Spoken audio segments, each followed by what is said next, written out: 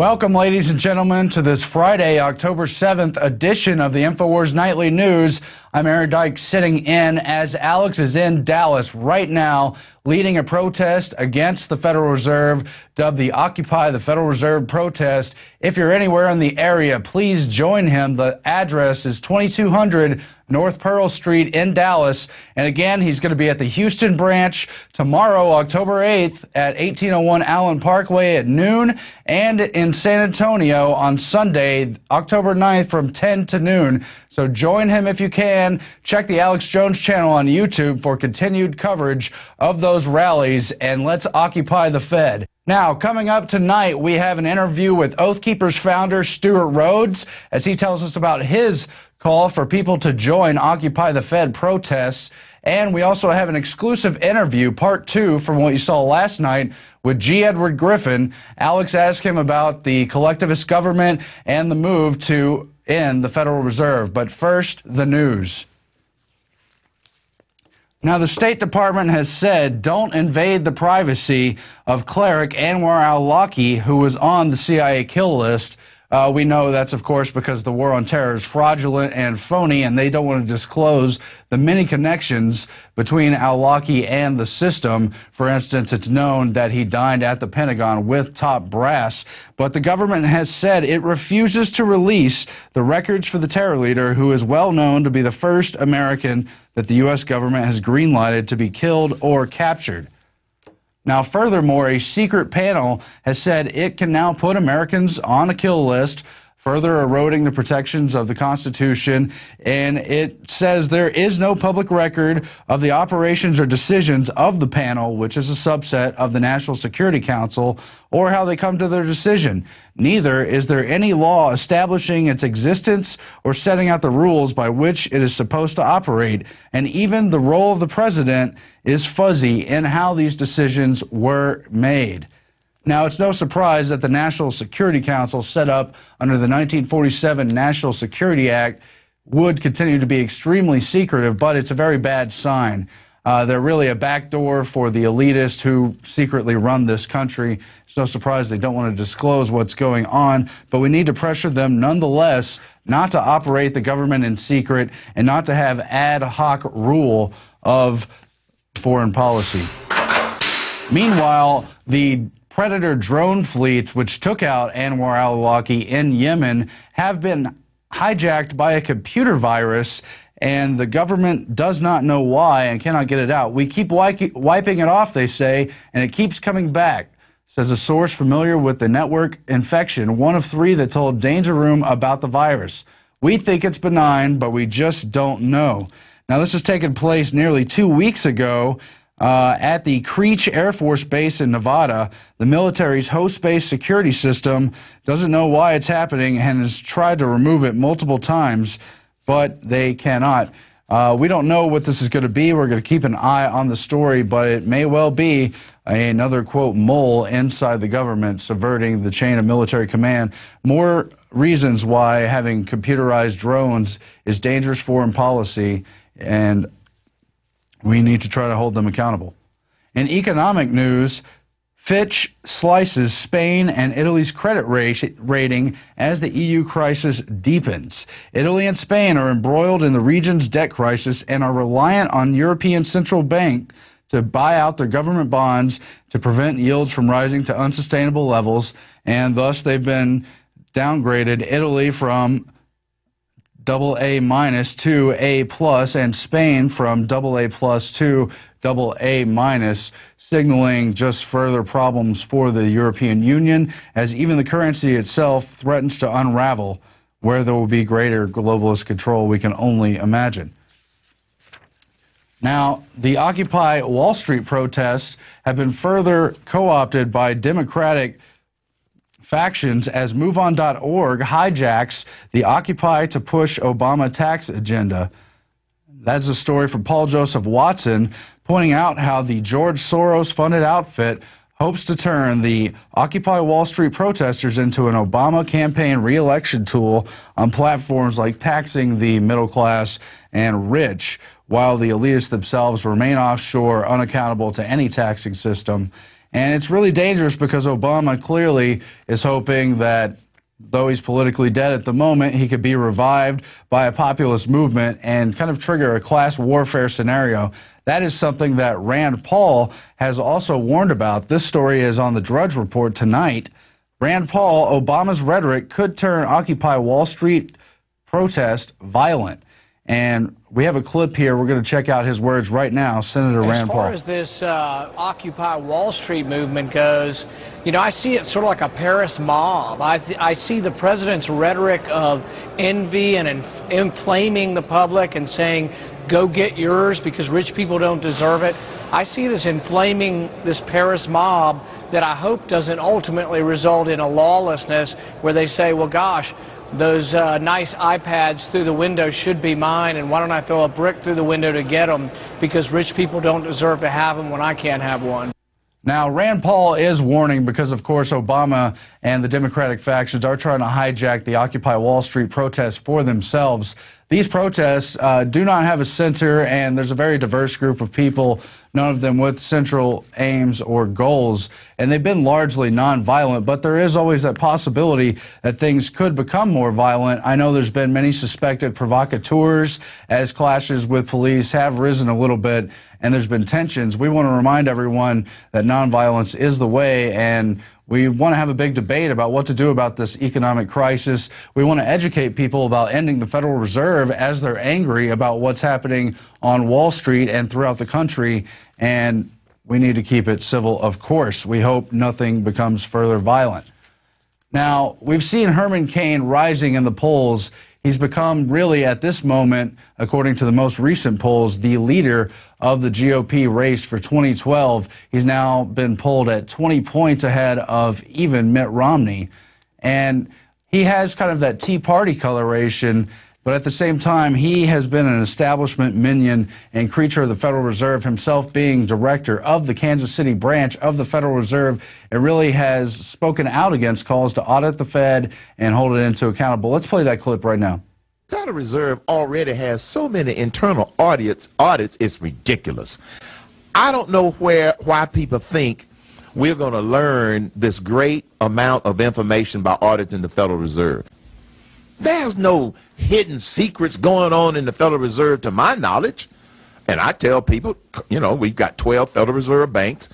You find out which district you're in, call them up and go from there. Now, what Herman Cain is saying here is absolutely ridiculous, and he's just running a smokescreen for the Federal Reserve System, which is holding this country hostage. If you're an individual, sure, you can call up the Federal Reserve and take a tour, and they'll tell you a few nice things, but the important message here is that even Congress cannot find out what's going on at the Federal Reserve because they're secretive and unaccountable. You've seen Ron Paul trying to rein in Ben Bernanke and others from the Federal Reserve, and you've seen Senator Sanders being told no from Ben Bernanke. No, we won't tell you where the money went. That, Herman Cain, is why the Fed needs to be audited, and furthermore, they're not friendly if you just show up at the Federal Reserve Bank. We did show up there 2 years ago, unplanned, unannounced, just to film the building at the Kansas City Federal Reserve where Herman Cain worked, and we were threatened with arrest just for filming the building. We have that clip now. Now, just to explain what's going on in this video, myself and reporter Rob Jacobson were outside the Kansas City Federal Reserve, not on their property, but several hundred yards away in a World War I memorial public park. Yet we were threatened with arrest just for failing to identify when we were, quote, doing nothing wrong, just filming the Federal Reserve Bank. The Federal Bank heard about you guys taking video of their building, so we just wanted to make sure you were back to them. I'm sorry? We were just seeing who you were and what you were doing. What's your name? My name's Aaron. Okay. And we're A-R-O-N? You're fine. You're We're just checking out this memorial. So. You're not doing anything wrong, okay? What's your last name, sir? I'm not going to give you my last name. Then you guys can do right now. And you're police officers or security officers? You're protection officers here. And because you're not cooperating, you go ahead and leave. I asked you a simple question. You're not doing anything wrong. You're videotaping. So, That's right. Right. Yeah. Come on, guys, let's go. Guys, let's go. Why do I have to leave? Because you're with them. Where's the property end?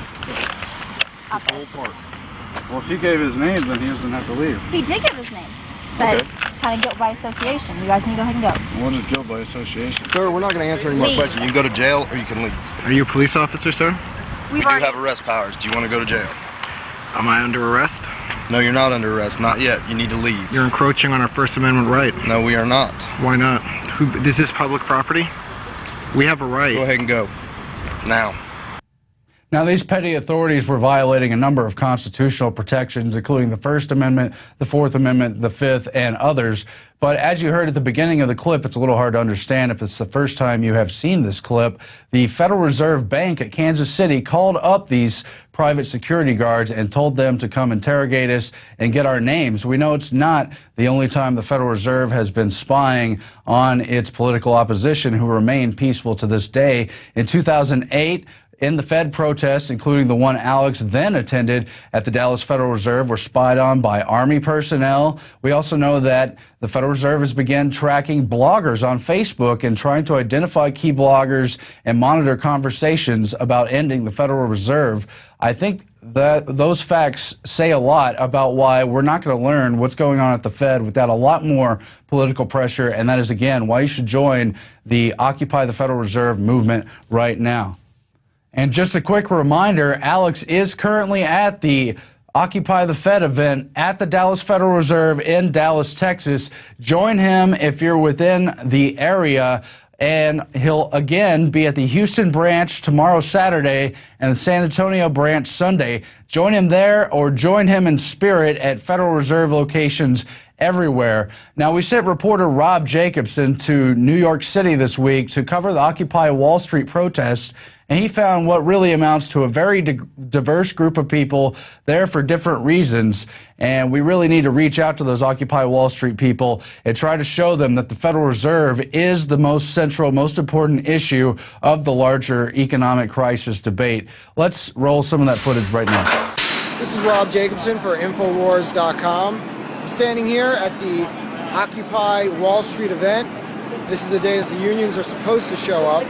What we've been finding over the last couple of days is that there is no one central organized structure here, no one message. All the reports on the news showing communist signs, we have not really been able to find many.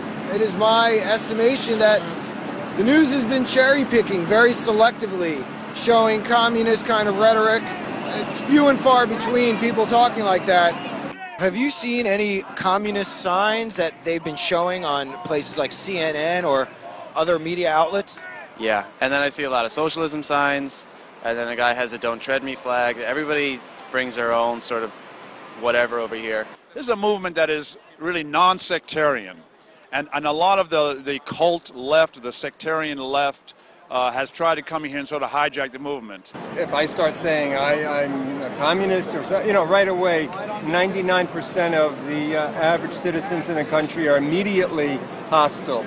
I think the government and the bankers, we just need to tell them to go sit down and we can do it ourselves. If you want to know what's going on down here, get your ass off your couch, come down here and talk to people. You don't have to sit there and have it be interpreted to you by social purveyors, by economic purveyors who are going to break it down for the masses. People are pissed off and they came down here looking for the truth. You know, if the news picks up on one and just zooms in and just keeps it there, you can't believe it. It's just going to be a lot of signs all over. What is your feelings on a communist solution? It's ridiculous. I don't agree with any of them. 5 minutes! 5 minutes! We're going to start marching! There you have it, folks. They just announced the march will start in 5 minutes. We'll keep you up to date. All day, all week! Occupy Wall Street! All day, all week! Do you feel that a communist solution is the answer? No.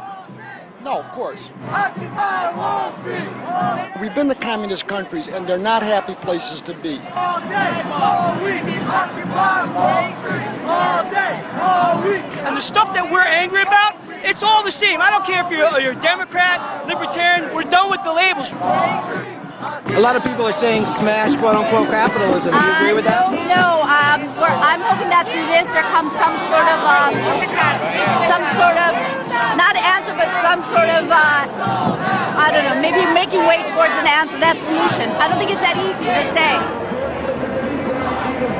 So, as you can see, it's a very diverse group of protesters, many of them well outside of the left-right paradigm. And we've seen that. Many of the protests around the country under the Occupy banner, whether it be in San Francisco or in Dallas yesterday, have embraced the "in the Federal Reserve" message and are participating in the occupation of the Federal Reserve branches around the country. And we want to continue to welcome people of all stripes. Ending the Federal Reserve is not a partisan issue, although we have seen the Democrats and Obama trying to co-opt this general movement back into the left-right paradigm, just as the Tea Party movement was co-opted back into the GOP. We want to break through all that as much as possible and remind people that the Federal Reserve is the important issue. Now, today, Occupy Austin people here in town had a demonstration down at the City Council, and reporter Darren McBreen found that many of them also embraced the "in the Federal Reserve" message, the Occupy the Fed. Let's check out that footage now. We're here in front of City Hall in Austin, Texas, where Occupy Wall Street protesters have gathered here to occupy Austin.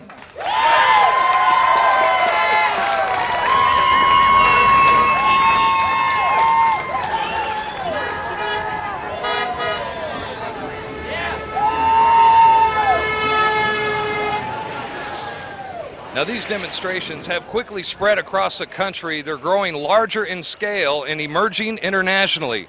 Meanwhile, the ruling elite have been hard at work in their attempt to co-opt the movement by sending in their usual suspects to divert the impact of the Occupy Wall Street protest away from the real cause of our economic fallout, the Federal Reserve. I think we should focus on ending the Fed, because that's really who's enabling the crooks on Wall Street to get away with the money. It's a private corporation. It's subject to absolutely no regulation, no oversight, and no representation. It's what allows the machine to go forward, right? It's what feeds government, and it impoverishes the people. They are a for-profit group of bankers, not a part of the federal government, as the deceptive name federal suggests. That's why they want to keep us stupid. Federal Reserve is a very complicated thing, so let the politicians worry about it. You simple people don't worry about it. We got everything taken care of. That's their message. I'm against the Federal Reserve because I don't want them to print worthless money. We need to go back to a standard where our money stands for something. Like it stands for actual goods, like gold and silver. They're giving bailouts to Wall Street, to foreign banks, to foreign corporations. And if you look at Obama's appointments, Federal Reserve Chairman Ben Bernanke, Treasury Secretary Timothy Geithner, these guys engineered the financial collapse in the year 2008, and they should not be in charge. And we need to start standing up and showing them that the real message here is not just in Wall Street, in the Fed. This morning, President Obama in a press conference said that he sympathized with the Occupy Wall Street protesters. Now, is it a gimmick? Is he just blowing smoke up our ass? President Soetoro, Obama? Yeah, it's a gimmick. The banksters of Wall Street and the Federal Reserve got him into office. So how can he be against the people that put him into office? It doesn't make any sense. So yeah, it's a gimmick. Where do you think President Obama stands on this? Do you think he's with the Occupy Wall Street protesters? I mean, I think that he understands that there's a huge issue we have. He came into office with a lot of problems already under his belt, and then the way that it's been handled since he's been in office has not really been the best way possible. Where do you think President Obama stands as far as the Occupy Wall Street protest across the country? I think he's scared shitless. He appointed Ben Bernanke from Lehman Brothers or Goldman Sachs. That's like letting the fox in the hen house. The immediate removal of Obama is necessary. We cannot wait for an election to come. Problem is, the political parties pander to the Federal Reserve System to work within our government, and so we never get past that model, that example, that paradigm, as we say. And so it very well could be the start of the Second American Revolution. So you're here respecting everybody's First Amendment right? Absolutely, absolutely. I mean, if you look around here, the interesting thing, I see half of these activists, we interact with them. They're residents of Austin, and what we want to make sure is that we keep our residents that are exercising their constitutional rights safe. You always get nervous about somebody from the outside trying to come in and cause problems. So you don't expect any trouble today? No, not in Austin. You know, Austin, Texas shows, and our activists show how to do things. That's You know, you don't let your approach, your message get lost in your approach. We're peaceful, man. We're about keeping it weird, but most important, we're about keeping it safe. And that's why we're one of the safest cities in the country. I'm really proud of the people out here. Anything you want to say to Alex Jones? You tell Alex, I have not seen you. I haven't heard from you. Call me. You called me a communist Cuban the other day, and I want to talk to you about it. See you, Alex. Thanks, Art. Thanks for implementing unconstitutional blood draw checks for DUI checkpoints and other unconstitutional measures. But of course, the police were allowing the protests to go forward, people to have their First Amendment. But that image you see of the binoculars surveying the public, that's the image of the establishment everywhere in cities all across the country, being very concerned, watching with extreme caution that not only is there an anger against Wall Street and the financial system in general, but that it's beginning to swell around the issue of the Federal Reserve, and it needs to continue to be. So I want to urge you again to embrace the Federal Reserve issue wherever you are and occupy that issue if you're going to occupy anything and participate in that. Now, coming up after the break, we do have Stewart Rhodes, founder of Oathkeepers, on why his organization is joining in the Occupy Wall Street and Occupy Federal Reserve movements. And we also have a never-before-seen second part of the interview with G. Edward Griffin that Alex recorded yesterday and that you saw part one of on the Nightly News last night. So stay tuned for that. We'll be back in just a moment. InfoWars Nightly News.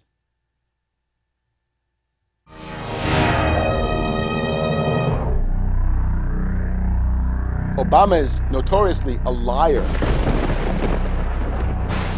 We need to go to where the real architecture of government is, and it's not in a president. Wall Street has hijacked Washington in broad daylight.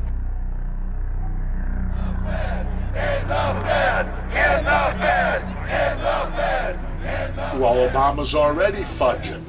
He's fudged since day one in this election. The elite are using Obama to pacify the public so they can usher in the North American Union by stealth, launch a new Cold War, and continue the occupation of Iraq and Afghanistan. The globalists are outside all the nations. That gives them safety, and they play countries off against each other. We've got to give them a stake in creating the kind of world order that I think all of us would like to see. Partnership and cooperation among nations is not a choice. It is the only way. What they're doing is using the existence of the United States to act out their Wall Street fantasies of world domination and maintaining their capital structures and maintaining their system of looting. The fight that this country has been waging since its inception is for the central bankers not to take over the country. President Barack Obama is only the tool of a larger agenda.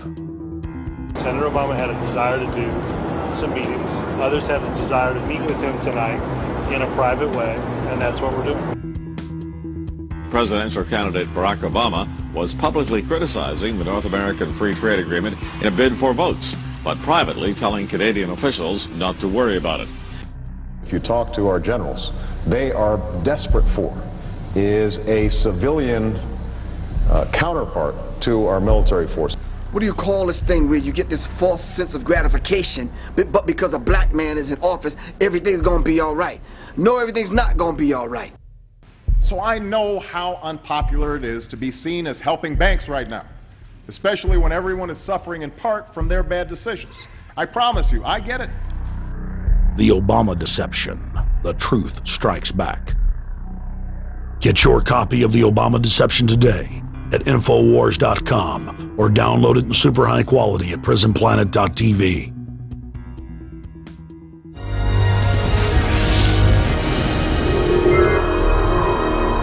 Okay, we are back, and as you see, the Occupy Wall Street movement's a diverse group of people. There's no central pillars or anything, but at the same time, the establishment is trying to steer that momentum into more big government solutions.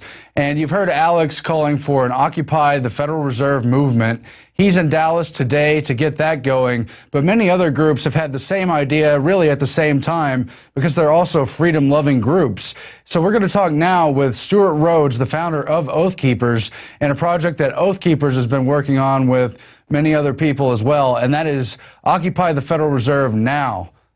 and we're here to discuss why they're there, what they stand for, and what message they hope to send to the Occupy Wall Street crowd and the whole world that's watching right now. Stewart, thanks for joining us. Thanks for having me on. Glad to be here. So tell us about how this movement got started and where Oathkeepers and other freedom-loving patriots plan to show up, and of course about the message we're trying to send. Well, as you said, I think we all had the same idea, which is a no-brainer that the real target should be the Federal Reserve. And certainly Wall Street is corrupt and complicit, but it's the Fed that's the heart of the beast and the engine of our destruction. And so just as Alex had that epiphany, and same with myself, and turns out Danny Pinzalo, leader of the Truth Squad, had the same idea. And so we've kind of just come together and founded a new website called OccupyTheFedNow.com, and it's a coalition of volunteers. Bryce Shonka from the 10th Amendment Center is going to help. Stephen Vincent, founder of End the Fed, is going to help. Gary Franchi, Bob Dwyer from the Boston Tea Party movement, Danny Pinzala and Brandon Smith from meltmarket.com. We're all coming together to, anybody else who wants to join, as long as they're freedom-minded and constitutionalists, they're welcome to help us. And the whole mission is to go out there in the street and counter the propaganda that's like you said. Same thing happened to the Tea Party movement is now happening to this on the left. They have people who are independents or who are just really just wondering what's going on, and they're angry. And the establishment would like to steer them into, well, just keep voting Democrat or just yell at the bankers, but they don't really want them to look at the real enemy, the Federal Reserve. And so the whole goal is get out there, like Alex has already advocated, get out there and redirect their attention to the Fed. And we'll be reaching out to them. In fact, we already have done that. Oathkeepers in LA, in Boston, in Seattle, across the country have already stepped out and talked to a lot of these protesters, and they're not dyed-in-the-wool communists or socialists. A lot of them are just confused college students who, like most Americans, were never taught the Constitution, never taught about free market economics, and just don't know. So, the power elites have always had a monopoly on these people through education. They've monopolized public education, and then when they go to college, they get an extra dose of it because the college is dominated by Marxists. That's the last refuge of Marxism. So no surprise they don't know what the free market's all about. And so rather than just condemning them like a lot of people on the conservative side are doing, that's a mistake. Get out there and give them the information. And as far as Oathkeepers goes, we look at it like this. The same reason why we still talk to the military and police even after the gross violations and gun confiscation during Katrina. We could have said, hey, look at them. They don't know the Constitution. They don't understand their oath. Forget them. But we didn't say that. We said, hey, we got to go cure that lack of knowledge. And the same is true here. Don't forsake them. Don't cast them aside. That's what the power elites want you to do. They want you to say, oh, there's a bunch of commies. Don't go talk to those people. I'm not trying to change the mind of Van Jones or Michael Moore, but he also shows up who's a dyed-in-the-wool Marxist. You're not going to change their minds. Well, we've had reporters down in Wall Street and at the other Occupy events that are taking place across the country, and they all say it's not just socialist or anything like that. A lot of people are wanting to end the Fed, and a lot of people are simply angry about the economic conditions in general. But to me, this seems like a great education opportunity for this End the Fed movement that's been going on at least since 2007 when Ron Paul was running for the GOP nomination last term. And this is a continuation of our efforts while everyone's focused on the economic issues as everything comes to a head. Yeah, exactly. You're going to get, just as disintegration of economies in Tunisia and Greece and elsewhere led to mass protests, you're going to get it. No matter whether you like it or not, there's going to be people in the streets who are going to be angry and upset and scared. So why not get out there if you're a constitutionalist and a real believer in freedom? You have an obligation and duty to get out there and talk to them and show them the correct path. Stewart, I hear the message you're trying to say here today, that we're just freedom-loving people who want to restore the Constitution. We know that the Tea Party movement from several years ago ultimately became an opportunity for the GOP to stir people back into the establishment two-party paradigm. And we know people like Al Gore, who've called for an Arab Spring in America, would like to drive that same energy to the Democratic Party. And I think it's great that we're out there just to say that, no, this anger about economic issues is an anger against the establishment. Your take, sir. Yeah, I see it like they're competing crime families. You know, the oath-breaking, unconstitutional status on the political left are the mirror image of their counterparts on the political right, and they're just competing for domination. And both of them are outside of the Constitution, way outside the bounds. And so we need to bring the people to the Constitution and to the principles of sound money and fundamental liberty that our Constitution was structured on. Yeah, the final point is, as we've seen more accountability, as we've seen more spotlight on the Federal Reserve as an issue unto itself, we've seen Americans become really greatly in favor of not only auditing, but of reining in or abolishing the Federal Reserve. But counter to that, we've seen the Federal Reserve go on the offensive, trying to keep track of, quote, key bloggers on places like Facebook, and really trying to put out their counter message. We don't want to be intimidated. We want to let people know that it's okay to go out there and speak for the First Amendment. And please address that and the fact that you said the police really need to remember to respect these protesters, because everyone, regardless of their point of view, has a right to voice what they think is going wrong in this country.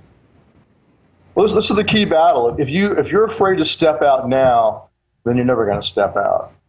So, so you got to get out there and not let yourself be intimidated, because if you don't step out now and direct the energy that's out there towards the actual enemy, the Fed, if you don't do that, then you're not going to have a country. And so then what are you going to do? Where are you going to go? Canada? So, be a man, be a woman, step up, do what you have to do. And yes, another factor why we're going to be doing this as well is to defend the rights of the protesters. And we don't agree with a lot of what they're saying. A lot of things are coming out of these assemblies, as a reflection of their education. We don't agree with those viewpoints, but still they have a right to free speech. And I think the pepper spraying on the street up there of the women who were just standing on the street corner was atrocious. They should sue. It's the same thing as like when Rob Dew was arrested, at the G20 just for being a journalist. It was wrong. That's why I'm helping with his lawsuit. You have to fight back against this stuff, and we need to stand up for the rights of free speech and assembly for everybody, no matter what their political view. Well, Stewart, we're going to leave it there. We really appreciate you joining us. We're going to say goodbye right now, and we really hope that individuals, wherever you are, will go out to Fed locations. We take you now to part 2 of the interview Alex conducted with G. Edward Griffin. We heard part of it last night, and we're going to show you the rest right now on the collectivist system and who's behind the banking powers. We're joined by G. Edward Griffin. We're about to conduct part 2 of the interview that we aired part 1 of on Wednesday. Again, it is October 7th, 2011. While you're watching this news program, I'm actually in Dallas now, part of Occupy, the Fed movement that we've launched, so that the collectivists aren't able to demonize free market capitalism as the problem. We want to directly challenge the monopoly capitalists, who are actually the enemies of the general public having property. They want a neo-feudalistic serf system. And we talked about that in part 1 of the interview, posted at PrisonPlanet.tv, and for the general public at the Alex Jones channel on YouTube. But now we're going to get into solutions with G. Edward Griffin, but I also want to get into problem, reaction, solution. So we're going to cover that first. G. Edward, Fast and Furious. Now we learn it's more like Iran-Contra. I covered it earlier on the Wednesday show, where it's admitted that the U.S. government allows drugs to be shipped in by select cartels, then actually ships them the guns. Doesn't just allow them to leave gun shops, and then gives it to cartels to wipe out their enemy, and then recycle the crisis and blame the Second Amendment for it. Now the Attorney General has been caught perjuring himself, but I noticed that Issa and others are saying, come in and change your testimony. We understand it was a mistake, because we've learned that Fast and Furious under another name is at least 5.5 years old and goes back to the Bush administration, allowing the Sinaloa cartel to bring in drugs in exchange for protection and guns to wipe out their enemies. And that is actually in Hawaiian papers, Texas papers, El Paso Times, but it's not getting national attention. I think this is one of the most red-handed examples of problem, reaction, solution I've ever seen. So your view on Fast and Furious and how important problem, reaction, solution has been in history. Well, it's certainly been important, hasn't it, Alex, in our history in America, because for many years, actually long before the first Bush administration, there have been forces within the United States government who have wanted to have an excuse to change the character of the government and the character of life in the United States. This goes back actually to the turn of the last century. You may be familiar, we came across the testimony of Norman Dodd, who was the chief investigator of the tax-exempt foundations shortly after the end of World War II. And his testimony was absolutely stunning because he interviewed the heads of some of the largest tax-exempt foundations of the country at that time. And we're talking about the Carnegie Endowment Fund for International Peace. We're talking about the Ford Foundation and the Rockefeller Foundations and so forth, the big giants. And his testimony was startling because he found out that these foundations were deliberately spending huge amounts of money to create crises, to create conditions of chaos inside the United States as a stimulus to the American mind so that they would be willing to accept drastic changes in the way we live. Their goal, as expressed by, I think his name was Norman Gaither at the time, one of the big foundation heads, he said, Mr. Dodd, he said, well, our instructions are, our motive, our goal is to change life inside the United States so that it could be comfortably merged with the Soviet Union. Now, this was his exact words.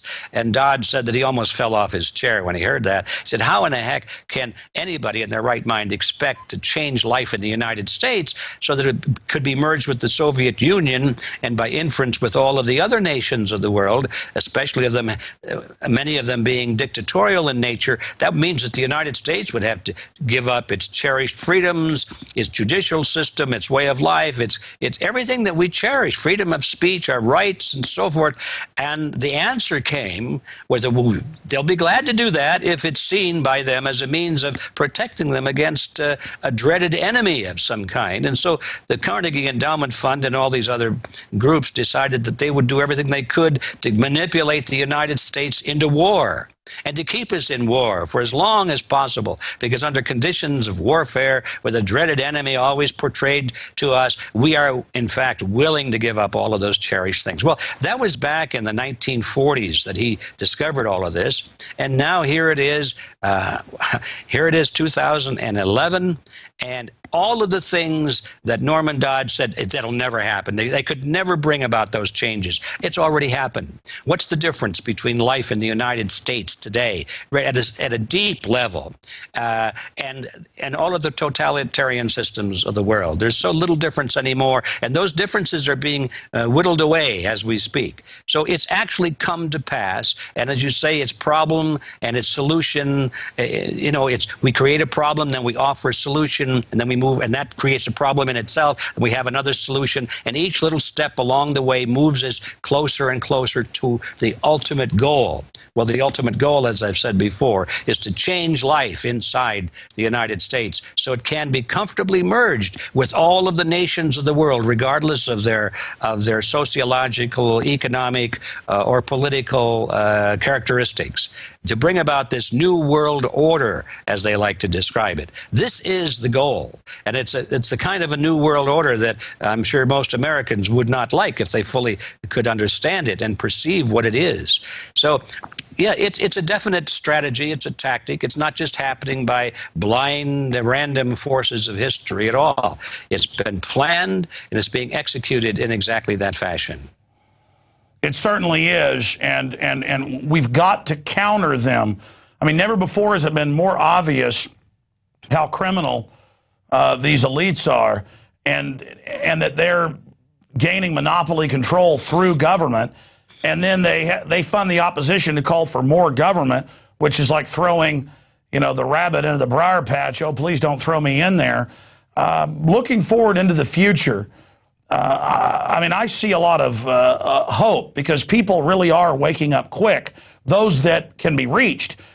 I really see kind of a dichotomy or a paradox where either people are getting more, into the trance and deeply asleep, or they're getting more awake. So I see a clash coming. Well, you certainly are correct on that. Excuse me for my phone ringing. I keep putting it on on hold, but doesn't seem to stick. Hey, it's real. It's real, G. Edward. We love it. It's very real. My phone rings all the time here. I wish I could just unplug it. But anyway, where were we? I was getting into the fact that there's a clash of oh yeah, the clash, of course. Yeah, I think what we see is on the encouraging side, we see a rising tide of public awareness. And that's very encouraging. But we also see on the other side a rising tide of totalitarianism. And these forces are rising at the same time. And it's sort of nip and tuck to see which one is going to overpower the other. I believe that the answer to that question will definitely be known within our lifetime, certainly your lifetime, probably mine. In other words, it's not too far away. It's coming to a head. G. Edward, continuing along that line, the authoritarians, the collectivists, do know we're waking up to them. They admit that in their own Cass Sunstein White House memos. They're scared. They're concerned. And I think that's the most important message here, is that they're not all powerful. They can be beaten. They try to teach us that resistance is futile, like the corporate Borg in Star Trek. But every man, woman, and child, every religion, every race, every group out there needs to realize that every little thing they do towards liberty and freedom and waking others up and resisting adds together to defeat the collectivist. So it's like our free will, by doing little actions, adds to a liberty collective and an individual collective that they can't track or control, that isn't cookie cutter, that is going to defeat their Borg system. Well, I agree with that. And also there's another element, Alex, and you've heard me talk about it a lot, and that is that knowledge by itself, and even sheer numbers by themselves, as important as they are not as important as what you do with that knowledge and what positions those numbers hold, the people that represent those numbers. What positions do they hold in society? In other words, do they have power? Are they running things? Are they leaders? Do people follow them and listen to them? Or are they just sort of rank and file?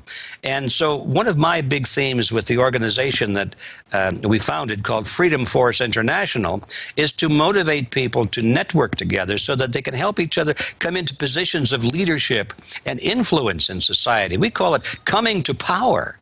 Coming to power is more important, well, it's certainly more important than just knowing what's going on. I mean, you can watch what's going on and complain, wring your hands and say, oh my goodness, this is terrible. I wonder how it's going to turn out. Well, that's what the CFR, that's what the CFR is all about. As you know, British Intel set it up to take over the U.S. again in 1922, is they go out and recruit already prominent people and offer them more power to be part of this structure where they admit they're trying to create this continuity of agenda. And there's this idea that the establishment puts out that freedom fighters are supposed to live in a ditch, talk to people over at a tin can, and have no power. No, it's the opposite. We have to build media organizations. We have to give to Ron Paul. We have to give to Freedom Force. We have to give our time, our energy, spreading the word.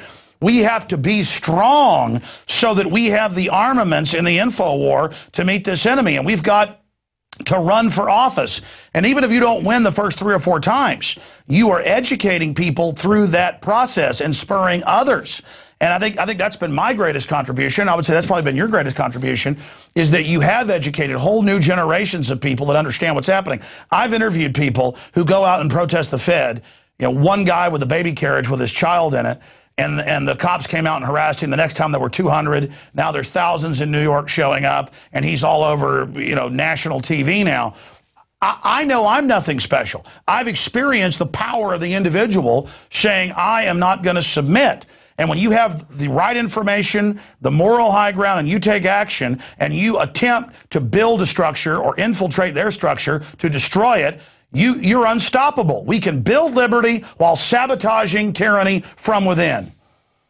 Well, I agree with that totally, Alex. And one of the things we're doing in Freedom Force International is that we're offering a free training program, and it's magnificent, on how to run for office and how to win. And we just started that about 4 months ago, and already we have people writing in and telling us we're following your plan, and we have won elective positions in our local communities. We're talking about running for the school board, running for city hall. One fellow's running for mayor. These are little things, but it's just the beginning. And this is how individuals can leverage themselves and actually begin to take back the power centers of society. But you have to get off of your couches. You have to go out in the streets. You have to go into the election polls. You have to go out there and campaign. You have to get away from the comfort zone that you live in and go out where the people are and offer your leadership. And that is beginning to happen. And this is the thing, if anything should scare the collectivists who have pretty much, they think they've got it locked down right now. If anything should scare them, I think it's that thing, that there are thousands or tens of thousands of little people coming up and saying, I'm just not going to sit here on the sidelines anymore. I'm going to reach for power, and I'm going to knock some of these guys off of their pedestals. And in closing, very well said, something else happens. The tyrants, in many cases, will try to persecute good people for nothing. And that validates, wow, we've really got a tyranny. And other people around you will then see the tyranny and will join you. So a lot of us have to be martyrs in big ways and little ways. The tree of liberty has to be watered by the blood of patriots and tyrants. And it has to be watered with our sweat, our tears, our toil. And I can't think of anybody out there in the last 5 decades who's been toiling harder than you, G. Edward Griffin. God bless you, my friend, and thank you for spending so much time with us today. Thank you, Alex, and I'm with you all the way. We're all in this together. We'll all hang together or hang separate. We're out of time. Wish us well. Say a prayer for us at our Occupy the Fed in Dallas, Houston, and San Antonio, and other parts of the country. This mission's success is in your hands, so don't just say a prayer for us. Get out there and take right action against these tyrants. They are not invincible. In fact, they're weak. They are only empowered when we sit idle. Our weakness is their strength. Our strength is their defeat. We'll see you back, Lord willing, live this Sunday, 4 to 6 p.m. for the Sunday radio show, and back Monday, 11 a.m. And there's free audio streams at INFOWARS.com if you don't have a local AM or FM in your area. And then obviously here with INFOWARS Nightly News. I want to thank Aaron Dykes for doing the live part of the show earlier. And again, this was second part of the interview I did on Wednesday with G. Edward Griffin. I'm Alex Jones signing off from the InfoWar.